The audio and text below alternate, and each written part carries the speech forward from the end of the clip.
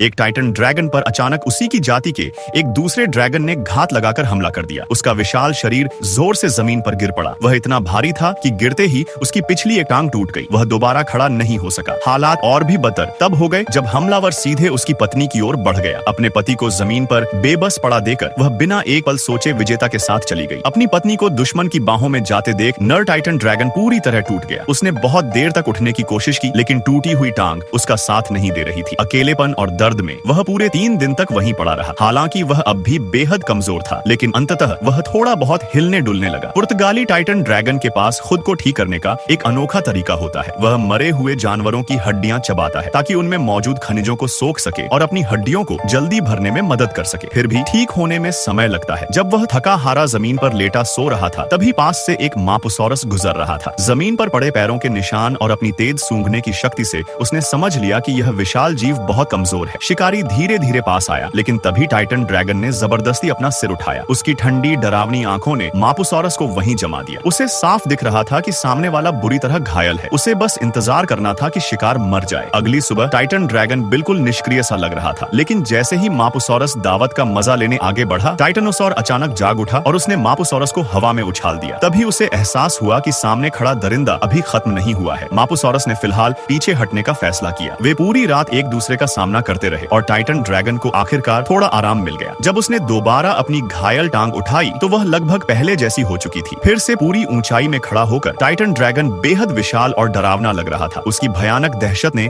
मापुसौरस को पास आने से रोक दिया। अब टाइटनोसौर के दिमाग में सिर्फ एक ही ख्याल था, बदला। उसे उस दुश्मन को ढूंढना था जिसने उस पर हमला किया था। वही दुश्मन जिसने उसकी पत्नी को छीन लिया था। द्वीप ज्यादा बड़ा नहीं था। जल्द ही उसे अपनी छीनी हुई पत्नी मिल गई, लेकिन जैसे ही वे दोबारा मिलने वाले थे, अचानक कहीं से एक गुस्से से भरी दहाड़ सुनाई दी। एक और लाल ड्रैगन गुस्से में दंदनाता हुआ सामने आ गया। यही वही दुश्मन था जिसे वह ढूंढ रहा था। इस बार नीले टाइटन ड्रैगन ने पहले हमला किया। इन दानवाकार जीवों की लड़ाई बेहद डरावनी होती है। उनकी मोटी गर्दनें हथौड़ों की तरह घूमती हुई एक दूसरे पर टूट पड़ी। हर वार से उनकी हड्डियों और अंगों को भारी नुकसान हो रहा था और वे एक दूसरे को बेरहमी से काट रहे थे। लाल ड्रैगन अब भी अपने आकार के फायदे पर भरोसा कर रहा था और उसने नीले ड्रैगन को जमीन पर दबा दिया। लेकिन जैसे ही उसने पूरी ताकत से दबाया, नीला ड्रैगन अचानक जबरदस्त शक्ति के साथ फूट पड़ा। उसने पूरी जान लगाकर खुद को छुड़ाया और जोर से लाल ड्रैगन से टकराया, जिससे उसका संतुलन बिगड़ गया। फिर वह अचानक पीछे की ओर गिर पड़ा। उसका विशाल शरीर जमीन पर जोर से टकराया और उसके अंदरूनी अंग तुरंत कुचल गए। 2 मिनट से भी कम समय में उसमें जीवन के कोई लक्षण नहीं बचे। नीले ड्रैगन ने अपनी पत्नी को वापस पा लिया और एक बार फिर पूरे द्वीप पर अपना राज स्थापित कर लिया।